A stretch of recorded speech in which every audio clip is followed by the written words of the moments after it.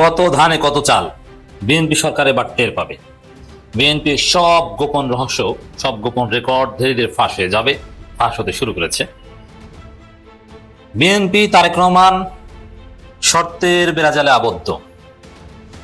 এই শর্ত না মানলে তাকে ক্ষমতা ছেড়ে লন্ডন ফিরে যেতে হবে। দর্শক, জুলাই সনদ মানবে না, গণভোট মানি না, এত সোজা। আপনারা কি বলেছেন ঐকমত্য কমিশনের মিটিং এ? সব রেকর্ড আছে।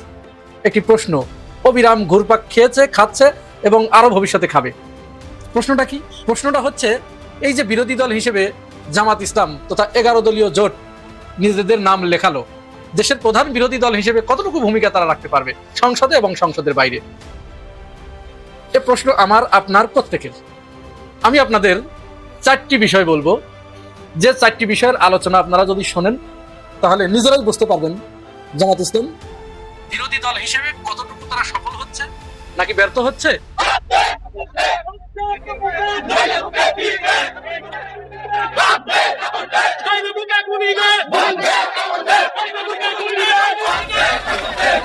যে স্বরাষ্ট্রমন্ত্রী হয়েছে, এই স্বরাষ্ট্রমন্ত্রী কি বুঝে? ওই স্বরাষ্ট্রমন্ত্রী বাদ দিয়ে আমার ছোট মেয়ে আছে, এবার এসএসসি পরীক্ষা দিব, ওরে বসাই দেন, দেখেন ও কি করে ফেলায়। আর এরা কি বলে, সংসদে বিপক্ষ যারা আছে এরা জানি কখনো খারাপ কথা না বলে। আরে খারাপ কথা বলার স্থান তো তোমরা তৈরি করে দিছো, আমাদের পেটে থেকে খারাপ সন্তান আসতে পারে না। আওয়ামী লীগকে যদি তারা পুনর্বাসন করতে চায় তাহলে তাদের বুঝতে হবে তাদের রাজনৈতিক ভিত্তিতে কিভাবে আওয়ামী লীগ তাদেরকে ক্ষতিগ্রস্ত করেছে, কিভাবে তাদেরকে আওয়ামী লীগ নিশ্চিহ্ন করে দেওয়ার চেষ্টা করেছে। এটা নিজের পায়ে নিজের কুড়াল মারা হবে যদি বিএনপি আওয়ামী লীগকে পুনর্বাসন করতে চায়। স্বরাষ্ট্রমন্ত্রী সংসদে বলেছেন, গণভোটে যারা হা ভোটের পক্ষে ভোট দিয়েছেন তারা আসলে বুঝে দেয় না, তারা না বুঝে হা ভোটে ভোট দিয়েছে। তো হা ভোটের পক্ষে তো প্রায় 5 কোটির মতো ভোট আসছে, 4,80,00,000-এর মতো।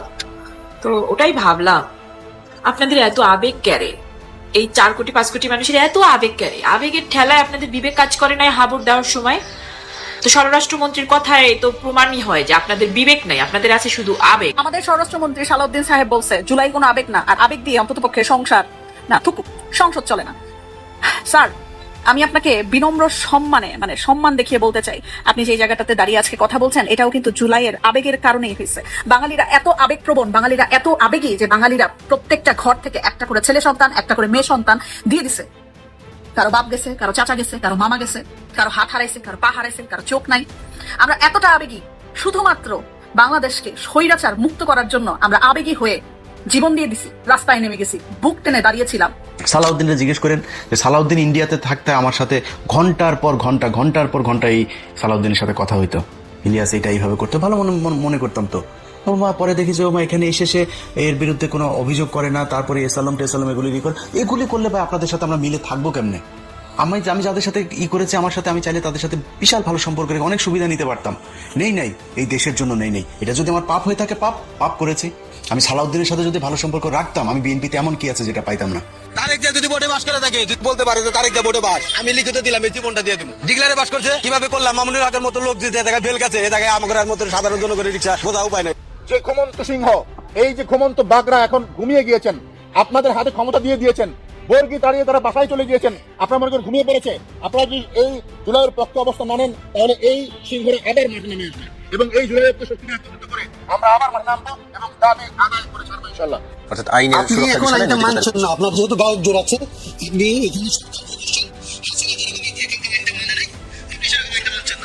এখন সংবিধান নিয়ে কথা বলে আবার এই মামলা হামলার তারা হুমকি দিতে পারে।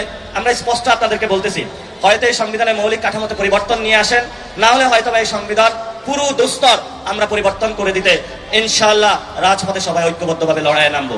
এই নিয়ে সন্তুষ্টি নিয়ে বসে থাকেন আর দেশ এমনি চালাইতে তারপরে দেখবেন সামনে মানুষ জুতা দিয়ে তারপরে গদি থেকে নামাবে। যেভাবে দেশ চালাচ্ছেন এইভাবে দেশ চলুক। এটা অন্তত এইবারের এই পরিস্থিতিতে এসে এরকম নির্বাচনে একটা সরকার এসে এরকম ভাবে দেশ চালাবে, এটাই দেশের মানুষ চায় নাই। ক্ষমতা এসেছেন, ইউনুস মেটিকুলাস ডিজাইন নির্বাচনের মাধ্যমে আপনাদের ক্ষমতা দিয়ে দিয়েছে, কিন্তু অনেক শর্ত ইউনুস জুড়ে দিয়েছিল। ইউনুস আপনাদেরকে অন্যায়ভাবে ক্ষমতা দিয়েছে কি এমনি অনেক শর্ত জুড়ে দিয়েছিল। হ্যাঁ, এখন পর্যন্ত সময় যায়নি, যার ফলে চারদিক থেকে আপনারা পেঁচিয়ে পড়েননি। সময় আছে এখনো সঠিক লাইনে আসার, কিন্তু এদিক ওদিক যেতে পারবেন না। আপনাদের নাকে বর্ষি লাগানো। 2024 সালের 5 আগস্ট থেকে শুরু করে নির্বাচন পর্যন্ত কোন নেতা কত টাকা চাঁদাবাজি করেছে, কত টাকা পাচার করেছে, সবকিছু বিশেষ গোষ্ঠীর কাছে রেকর্ড আছে। এবং জুলাই সনদ নিয়ে আপনাদের অবস্থান কি, গণভোট নিয়ে অবস্থান কি, সবকিছু রেকর্ড আছে। ছলচাতুরি করবেন, জনগণ প্যান্ট খুলে ফেলবে, তারপর আবার লন্ডন পালিয়ে যেতে হবে, বঙ্গোপসাগরে ঝাঁপ দিতে হবে। খুব সহজ হবে আপনাদের ফেলে দেয়া। আওয়ামী লীগ যেরকম পেরেছে বেঈমানি করতে, আপনারা পারবেন না। দর্শক দেখেন খবর, সংবাদ সম্মেলনে বদিউল আলম মজুমদার। এই বদিউল আলম মজুমদাররা কারা? বদিউল আলম মজুমদার, দেবপ্রিয় ভট্টাচার্য, এরকম একটা গ্রুপ আছে ইউনূসের সাথে যাদের সম্পর্ক খারাপ না। এদেরকে 111 কুশীলব বলা হয়। এর মানে এরা কিছু একটা ঘটাতে পারে, এবং ইতিহাস বলে যে বিএনপির বিরুদ্ধেই ঘটিয়েছে। এখন আবার বিএনপির বিরুদ্ধে এরা দৃশ্যপটে। এই সুজন, টিআইবি বিএনপিকে কুড়ে কুড়ে খেয়েছে এরা। এই যে দুর্নীতিতে বিশ্ব চ্যাম্পিয়ন, বিএনপি যতই বলুক রাষ্ট্রপতির মাধ্যমে বলা এটা আওয়ামী লীগ করেছে, না, বিএনপি দুর্নীতিতে বিশ্ব চ্যাম্পিয়ন হয়েছিল। এটা এই টিআইবি সুজন এরা প্রতিষ্ঠিত করেছে। প্রথম আলো ডেইলি স্টার টিআইবি সুজন।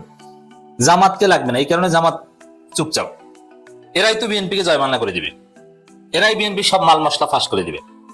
এখন সংবাদ সম্মেলন করেছেন বদিউল আলম মজুমদার। তিনি বলছেন ঐকমত্য কমিশনের গণভোটের রায় মানবে বলেছিল বিএনপি। এখন কি করবেন? গণভোটের রায় মানবে বলেছিল বিএনপি, কোন ধরনের যদি কিন্তু না, গণভোটের রায় বাধ্যতামূলক। এখন বলছেন গণভোটের তো আইনি ভিত্তি নেই, কাজ হবে? এতদিন পরে এসে বললে হবে?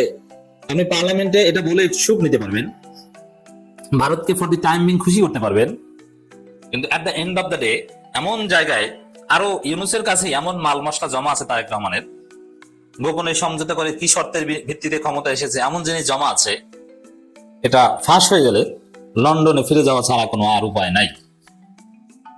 এইটা সিটে ফোটা একটা শুরু। বদিউল আলম মজুমদার বলেছেন গণভোটের রায় মানবে বলেছিল বিএনপি।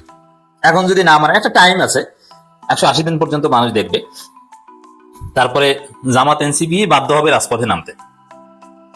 জনগণ রাজপথে অটো নামবে কিভাবে? আর বিএনপি কি নির্যাতন করবে? রাজপথে আগের মতো সবাইকে নামার দরকার হবে না, জামাত এনসিপি নেমেই সরকারে 12টা বাজিয়ে দিতে পারবে। এখন জামাত এনসিপির উপর কি গুলি করবে? সেই যুগে ফিরে যেতে পারবে? আর সেই শক্তি আছে বিএনপির? কখনোই না। অতএব উল্টা পাল্টা যাই করতে যাক, জামাত এনসিপির আন্দোলন দমন করতে গেলেই বিপদে পড়বে, আর আন্দোলন দমন না করলে মেনে নিতে হবে। আর তখনকার সময় এমন একটা প্রেক্ষাপট তৈরি হবে, ওই বিএনপির মাল মশলা চারিদিকে যা জমা আছে সবকিছু ফাঁস করে দেওয়া হবে। নানান দিক থেকে এটা স্পষ্ট করবে, এই দেখো বিএনপি এটা বলেছিল, এটা বলেছিল। ওদিকে ইউনূস মুখ খুলবে, বদিউল আলম মজুমদার, প্রথম আলো ডেইলি স্টার সব নিয়মিত সিরিজ কলাম লিখবে। দেখবেন যে বিএনপির পতনের গ্রাউন্ড রেডি হয়ে গেছে।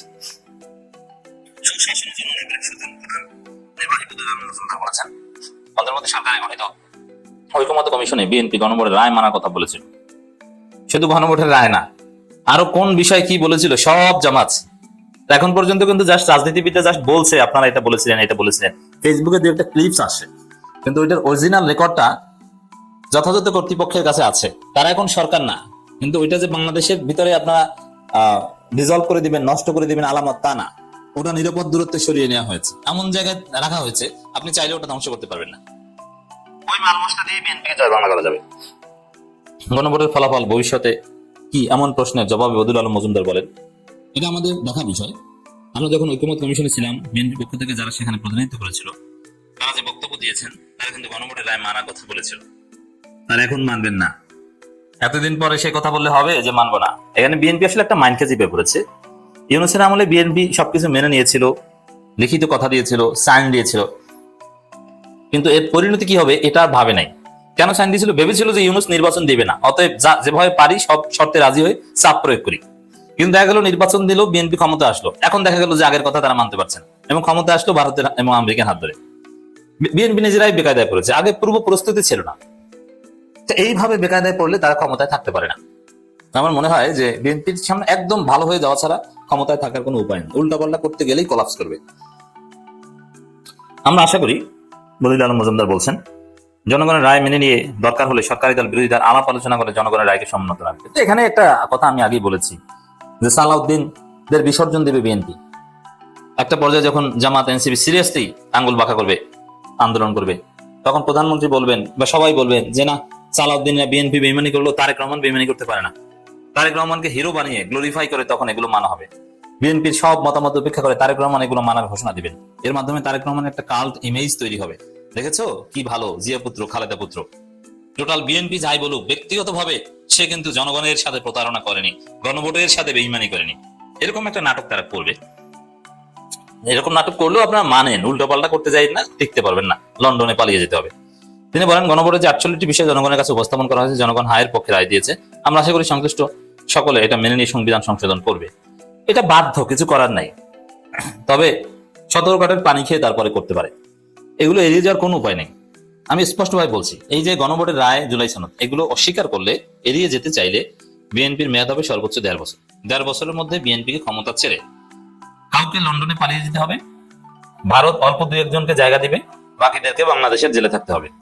একটি প্রশ্ন অবিরাম ঘুরপাক খেয়েছে, খাচ্ছে এবং আরো ভবিষ্যতে খাবে। প্রশ্নটা কি? প্রশ্নটা হচ্ছে, এই যে বিরোধী দল হিসেবে জামাত ইসলাম তথা 11 দলীয় জোট নিজেদের নাম লেখালো, দেশের প্রধান বিরোধী দল হিসেবে কতটুকু ভূমিকা তারা রাখতে পারবে সংসদে এবং সংসদের বাইরে? এ প্রশ্ন আমার, আপনার, প্রত্যেকের। আমি আপনাদের 4টি বিষয় বলবো, যে 4টি বিষয়ের আলোচনা আপনারা যদি শোনেন তাহলে নিজেরাই বুঝতে পারবেন জামাত ইসলাম বিরোধী দল হিসেবে কতটুকু তারা সফল হচ্ছে নাকি ব্যর্থ হচ্ছে, অদূর ভবিষ্যতে তাদের কি করা দরকার, তারা আদতেও সফল হবে কিনা। একটু মনোযোগ দিয়ে শুনবেন, তাহলে বুঝতে পারবেন। খুবই সিম্পল বিষয়, আপনারা সবাই জানেন। আমি জাস্ট রিপিট করছি শুধু।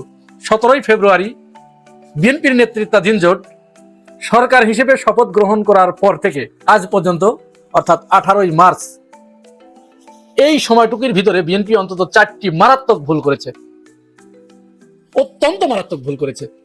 অথচ এই ভুলগুলোর কারণে যতটুকু বিরোধী দলের কাছ থেকে শোরগোল আসার কথা ছিল, যতটুকু বিরোধিতা করার কথা ছিল, যতটুকু বাজার গরম করার কথা ছিল, এতটুকু কি আপনারা টের পেয়েছেন? দেশে যে বিএনপি এত বড় 4টি ভুল করে ফেলেছে, এটা কি আপনারা কেউ বুঝতে পেরেছেন? নিজেরা সোশ্যাল মিডিয়ার কল্যাণে আমরা যতটুকু প্রতিবাদ করেছি, এতটুকুই। বিএনপি কি 4টা অপরাধ করেছে? নাম্বার 1, বিএনপি সরকার গঠন করার সাথে সাথেই প্রথম যে কাজটি করেছে, তারা দেশের 6টি সিটি কর্পোরেশনে নিজেদের দলীয় লোককে নিয়োগ দিয়েছে। এই যে স্থানীয় নির্বাচনকে পাশ কাটিয়ে গিয়ে নিজেদের দলীয় লোককে সিটি কর্পোরেশনের প্রশাসক হিসেবে নিয়োগ দেওয়া হলো, এটি তো রাজনীতিতে শুভ লক্ষণ নয়। যে গণতান্ত্রিক ধারা অব্যাহত রাখার জন্য, একটি গণতান্ত্রিক দেশ গঠনের জন্য ফ্যাসিস্ট হাসিনার বিরুদ্ধে যে সংগ্রাম করেছে দীর্ঘদিন ধরে, তার প্রথমেই কিন্তু বিএনপি ক্ষমতায় এসেই সেই জায়গায় একটা কুঠারাঘাত মেরে দিল। তারা নির্বাচনকে পাশ কাটিয়ে ওখানে প্রশাসক নিয়োগ করে দিল। জামাত ইসলাম এ ব্যাপারে সম্পূর্ণ নীরব থেকেছে, বিরোধী দল কোনো প্রতিবাদ করতে পারে নাই। অথচ এখানে প্রতিবাদ করে প্রথমেই কিন্তু সরকারি দলকে কোণঠাসা করে ফেলা যেত। কিভাবে?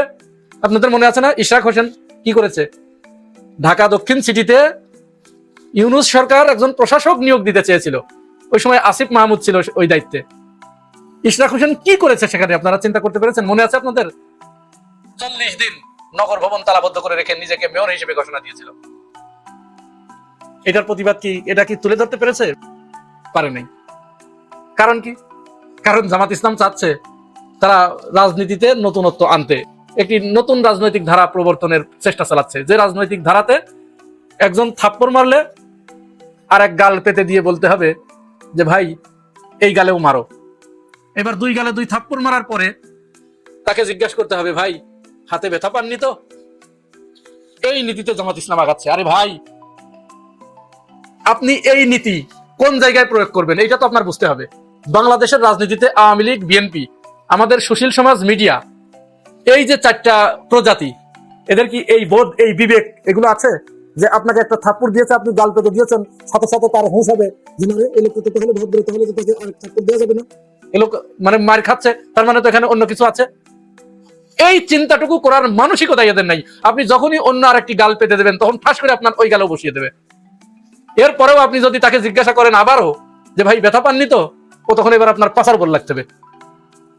এইরকম মন মানসিকতার রাজনীতিবিদ আমাদের বাংলাদেশে এরা। সুতরাং এদের সাথে আপনি এই ভাবে রাজনীতি করে পারবেন না। তো তাহলে গেল, ওইটা ব্যর্থ হলো জামাত ইসলাম বা বিরোধী দল। দ্বিতীয় আরেকটি কাজ তারা করলো ফ্যামিলি কার্ড নিয়ে। ফ্যামিলি কার্ড ছিল একটি দলের রাজনৈতিক এজেন্ডা, কিন্তু বিএনপি সরকার গঠন করার পরপরই তারা কি করলো, রাষ্ট্রীয় কোষাগার থেকে ফ্যামিলি কার্ডের জন্য টাকা দেওয়া শুরু করলো। তারা শুরু করেছে, এটি ভালো কাজ, এটার প্রশংসা করতে হবে। কিন্তু এই অর্থটা তারা কোথায় পাচ্ছে? এটা নিয়ে কি বিরোধী দল হাউকাউ করছে? কোনো হইচই আছে?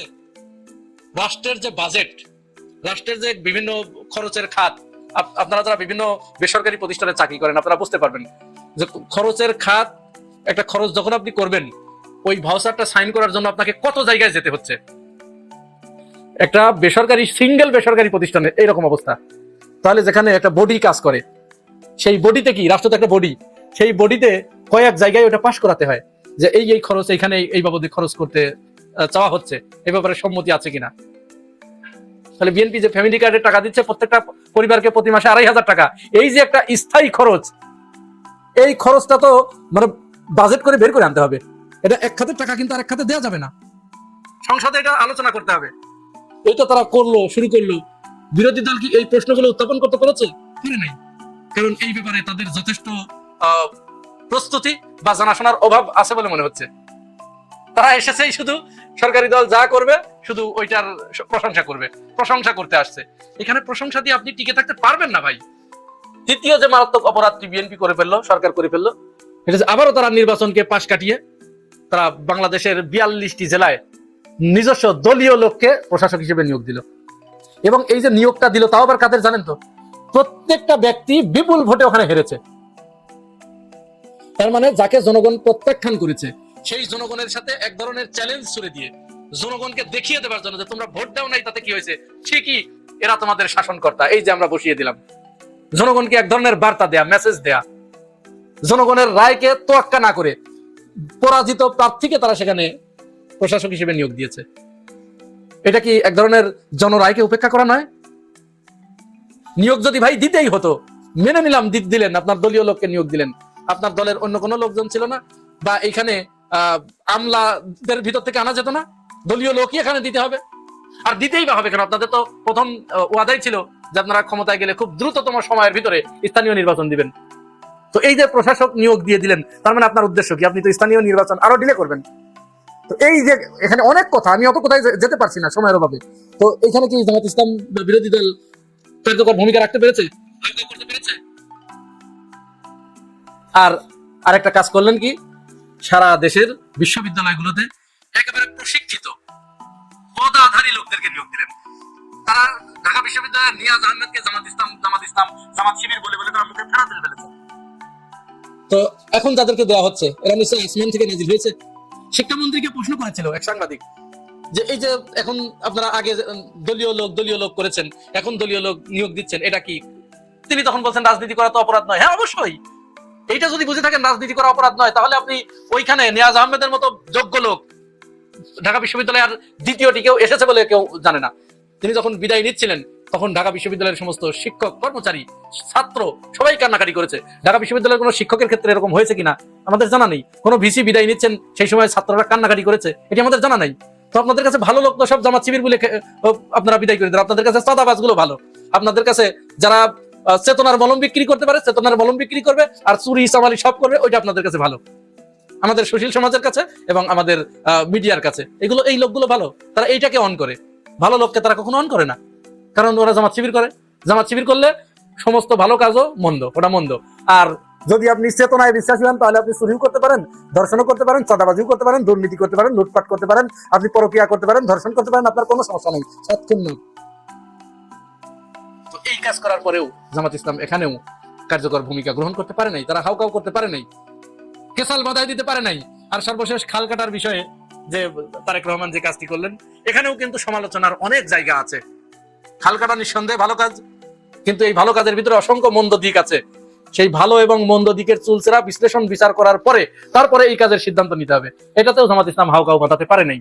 এখন তারা একটা কথা বলছে যে তারা রোজার ভিতরে, এই জন্য রোজা থেকে মাঠে ময়দানে আন্দোলন, মিছিল, সংগ্রাম এগুলো তারা করবে না, রোজার পরে শুরু করবে। আপনি রোজার পরেও আপনাকে এই ধরনের আরেকটা ললিপপ দিয়ে আপনাকে দাঁড় করিয়ে দেওয়া হবে, বসিয়ে রাখা হবে। আপনি পারবেন না, আপনি প্রতিবাদই করতে পারবেন না। কারণ প্রতিবাদ করার জন্য যে ধরনের মেরুদণ্ড লাগে, যে ধরনের বলিষ্ঠতা লাগে, আমাদের কাছে মনে হচ্ছে আপনাদের সেগুলো এখন আপনারা অর্জন করতে পারেন নাই। এখন এই জনগণ ঈদের পরে আপনাদের দিকে তাকিয়ে থাকবে, অপেক্ষা করবে ঈদের পরে আপনারা কোন ধরনের ভূমিকা রাখেন বিরোধী দল হিসেবে। বুঝে দেয় না, তারা না বুঝেই হাবোটে ভোট দিয়েছে। তো হাবোটের পক্ষে তো প্রায় 5 কোটির মতো ভোট আসছে, 4 কোটি 80 লাখের মতো। তো ওটাই ভাবলাম, আপনাদের এত আবেগ ক্যারে, এই 4 কোটি 5 কোটি মানুষের এত আবেগ ক্যারে, আবেগের ঠেলায় আপনাদের বিবেক কাজ করে নাই হাবোট দেওয়ার সময়। তো স্বরাষ্ট্রমন্ত্রীর কথায় তো প্রমাণই হয় যে আপনাদের বিবেক নাই, আপনাদের আছে শুধু আবেগ, এবং আপনারা বুঝে দেন নাই, আপনারা না বুঝে দিয়েছেন, কারণ আপনারা মূর্খ। আপনারা জুলাই সনদ কি, হা ভোটের পক্ষে কি আসতে যাচ্ছে এগুলো আপনারা জানেন না, না জেনে দিয়েছেন, আপনারা মূর্খ। আপনারা হলো গিয়ে আবেগে কাজ করেন। এই যেমন আবেগের ঠেলায় জুলাইতে এত ছেলে পেলে রাস্তায় নেমে গিয়েছে, আবেগের ঠেলায় শেখ হাসিনারে ভাগাইছে, আবেগের ঠেলায় রাস্তায় নেমে জীবন দিয়ে দিয়েছে, আবেগের ঠেলায় এত শহীদ হয়েছে, সব আবেগে হয়েছে। জুলাইতে সব আবেগই হয়েছে, কারো কোনো বিবেক কাজ করে না, এমনি প্রাণ দিচ্ছে মানুষ। আর এই এতগুলো প্রাণের বিনিময়ে আজকে একটা সংসদ নির্বাচিত হয়েছে। এই সংসদ নির্বাচন হওয়ার আগ পর্যন্ত সবার আবেগ কাজ করছে, সংসদ নির্বাচন হওয়ার পরে সব শিক্ষিত হয়ে গেছে এবং সবার বিবেক কাজ করা শুরু করছে। ওই যেমন ফ্যাসিস্টদের আমলে 17 বছর যেমন কেউ কথা বলতে পারতো না, কিছু বলতে পারতো না, কারণ সবার বিবেক কাজ করছে। একটা জুলাই আইনা আমাদের সবার আবেগ কাজ করানো শুরু করে দিয়েছে, কারণ আমরা প্রতিবাদ করতে পারছি, আমরা ন্যায় অন্যায় বুঝি, আমরা কথা বলা শিখেছি, আমরা দুর্নীতি চাই না, চাঁদাবাজি চাই না, ধর্ষণ চাই না, দেশে নারীর ক্ষমতায়ন চাই, দেশে আমরা শান্তি চাই, বিশৃঙ্খলা চাই না, আমরা গণতন্ত্র চাই। এগুলো সব আবেগ আমাদের। কিন্তু ফ্যাসিস্ট, অন্যায়ের মতো চাপায় দেওয়া, ভোটের আগে হ্যাঁ বলা, ভোটের পরে না বলা, এগুলো হলো গিয়ে বিবেক। তো স্বরাষ্ট্রমন্ত্রীর কথা অনুযায়ী এটার পর্যবেক্ষণ করলে বোঝা যায়, যেহেতু আপনারা না বুঝে সবাই ভোট দিয়েছেন, আপনারা বিষয়টা বুঝেনই নাই, সংস্কার কি, হা ভোট কি, এটা বুঝেই ভোট দেন নাই এই 5 কোটি বা 4 কোটি 80 লাখ মানুষের মতো। তো আমার এখন যা মনে হইতেছে, আপনাদের মস্তিষ্কের ডান বলায় বাম বলায় কোনোটা কাম করতে ছিল না ওই মুহূর্তে, আপনারা সিদ্ধান্ত নিতে পারছিলেন না, এবং আপনারা তখন হয় অচেতন মনে ছিলেন, আর না হইলে আপনারা অবচেতন মনে ছিলেন। মানে কোনো না কোনোভাবে কিছু একটা করেছেন, অ্যাজ লাইক মানে জীবনে ওই যে প্রথম একটা ভুল মানুষের প্রেমে পড়ার মতো। মানে আপনি যখন প্রেমে পড়তেছেন আপনি তখন বুঝতেছেন না যে ওইটা বাটপার, ওটা বেইমান, ওটা প্রতারক, ওইটা চিটার। কিন্তু আপনি প্রেমে পড়ার পরে যখন প্রেম থেকে উঠবেন, ওঠার সময় মানে আপনি পড়ার পরে বুঝবেন আর কি যে না ওইটা ওর বাটপার ছিল, ওইটা চিটার ছিল। তো হ্যাবোর্ডের অবস্থাটা ওরকম হয়েছে, শুরুতে বুঝতে পারে নাই মানুষ আর কি। যাই হোক, এখন বুঝতেছে যে না এটা হলো গিয়ে না বুঝে দিয়েছে, বুঝছেন নি? তো আপনারা না বুঝে যারা যারা হ্যাবোর্ডের পক্ষে ভোট দিয়েছিলেন একটু কমেন্ট করেন তো, আমি সেই অচেতন মনের, অবচেতন মনের মানুষগুলাকে একটু দেখতে চাই আর কি। আমাদের স্বরাষ্ট্রমন্ত্রী সালাউদ্দিন সাহেব বলছে জুলাই কোনো আবেগ না, আর আবেগ দিয়ে অন্তত পক্ষে সংসার না, সংসদ চলে না। স্যার, আমি আপনাকে বিনম্র সম্মানে মানে সম্মান দেখিয়ে বলতে চাই, আপনি যে জায়গাটাতে দাঁড়িয়ে আজকে কথা বলছেন এটাও কিন্তু জুলাইয়ের আবেগের কারণেই হয়েছে। বাঙালিরা এত আবেগপ্রবণ, বাঙালিরা এত আবেগী যে বাঙালিরা প্রত্যেকটা ঘর থেকে একটা করে ছেলে সন্তান, একটা করে মেয়ে সন্তান দিয়ে দিছে। কারো বাপ গেছে, কারো চাচা গেছে, কারো মামা গেছে, কারো হাত হারাইছে, কারো পা হারাইছে, কারো চোখ নাই। আমরা এতটা আবেগী, শুধুমাত্র বাংলাদেশকে স্বৈরাচার মুক্ত করার জন্য আমরা আবেগী হয়ে জীবন দিয়ে দিছি, রাস্তায় নেমে গেছি, বুক টেনে দাঁড়িয়েছিলাম, গুলি কর গুলি কর। এমন একটা মানুষ নাই যে মানুষটা জুলাইয়ের অভ্যুত্থানের সময় কাঁদে নাই, এমন একটা মানুষ নাই যে মানুষটা জুলাইয়ের অভ্যুত্থানের জন্য প্রার্থনা করে নাই। যে যেভাবে পারছে সেইভাবে অনুভূতি দিয়ে করছে। তো সালাউদ্দিন সাহেবকে আমি বলবো, আজকে জুলাইয়ের ওই আবেগের জন্যই আপনারা সংসদে দাঁড়ায় দাঁড়ায় ভাষণ দিতে পারতেছেন এবং বিএনপিও ক্ষমতায় আসছে। আমরা আপনাদের সাধুবাদ জানাই, অবশ্যই আপনারা আসছেন, ভালো কাজ অবশ্যই করবেন, কিন্তু জুলাইকে ছোট করে দেখাটা আসলে আপনাদের উচিত হচ্ছে না। এবং বাংলাদেশ এবং বাংলাদেশের মানুষ আবেগী, অনেক অনেক বেশি আবেগী, এটা মনে রাখতে হবে। আবেগ ছাড়া আপনিও এখানে দাঁড়িয়ে কথা বলতে পারবেন না, কিন্তু বুঝতে পারছেন? জামাতে ইসলামকে ইচ্ছাকৃতভাবে নির্বাচনে হারানো হয়েছে এবং বিএনপিকে জিতিয়ে দেওয়া হয়েছে, এরকম একটি বক্তব্য দিয়েছেন হচ্ছে সাবেক উপদেষ্টা ডক্টর রেজওয়ানা চৌধুরী। আর সেটা কিন্তু সোশ্যাল মিডিয়াতে প্রচুর পরিমাণে ভাইরাল হয়েছে, সেই সাথে প্রচুর পরিমাণে বিতর্ক হচ্ছে এটা নিয়ে আমি কিছু কথা বলতে চাই। ডক্টর রেজওয়ানা চৌধুরী, আপনি বক্তব্যটা দিয়েছেন, অবশ্যই সততার পরিচয় দিয়েছেন, কিন্তু আপনি এটা চিন্তা করেননি যে এই বক্তব্যটা দেওয়ার পরে জনমনে কি পরিমাণ প্রভাব পড়তে পারে। এমনিতেই তো আমরা জনগণরা জানি যে এই ভোটে কারচুপি হয়েছে এবং জামাতে ইসলামকে হারিয়ে দেওয়া হয়েছে, কারণ আমরা জানি আমরা কতটা কাকে ভোট দিয়েছি। কিন্তু এই যে আপনার এই বক্তব্য দেওয়ার কারণে দেশের মধ্যে যে আরেকটা অশান্তি শুরু হয়ে যাবে বা যাচ্ছে, দেশের মধ্যে যে আরেকটা বিপ্লবের সময় আসতেছে, এটা আপনি বুঝতে পারেন না। আর আমাদের পাঙ্গাস মাস মুখী আফা কিন্তু কি বক্তব্য দিয়েছিল যে এই দেশে জামাত কখনোই ভোট পাবে না, জামাতে ক্ষমতায় আসবে না, আসতে দেওয়া হবে না। তার মানে আমাদের পাঙ্গাস মাস মুখী আফাও কিন্তু এই ষড়যন্ত্রের সাথে যুক্ত আছে কোনোভাবে। আমি আপনাদের বারবার বলছি, পাঙ্গাস মাস মুখী হচ্ছে আন্তর্জাতিক মাফিয়া চক্রের সদস্য। তাকে আপাতমস্তক দেখতে কাপড় ব্যবসায়ী মনে হলেও সে বাংলাদেশে মাফিয়া জগতের একজন সদস্য এবং সে বড় বড় নোংরা এবং খারাপ কার্যক্রমের সাথে যুক্ত। যাই হোক, আজকে পাঙ্গাস মাস মুখী আপুকে ছেড়ে দিই, আমরা জামাত নিয়েই কথা বলি। এই দেশের জনগণ কিন্তু একটা আশার স্বপ্ন দেখেছিল যখন জুলাই বিপ্লব হয়েছিল। তারা ভেবেছিল ইয়াং জেনারেশন দেশ পরিচালনার দায়িত্ব নিবে এবং আমাদের দেশের মানুষকে স্বস্তি দেবে, আমরা ফ্যাসিবাদ থেকে মুক্ত হব, আমরা দুর্নীতি থেকে মুক্ত হব, আমাদের দেশটা সোনার বাংলা হয়ে উঠবে। কিন্তু সেটা তো হয়নি, বরং মানে বিগত যারা ফ্যাসিবাদ ছিল বা যারা আমাদের উপরে জুলুম নির্যাতন করেছিল আমাদের ভাষ্যমতে, তাদের থেকে আরো বড় জালিমদের হাতে দেশকে তুলে দিয়েছি আমরা, বা দেওয়া হয়েছে।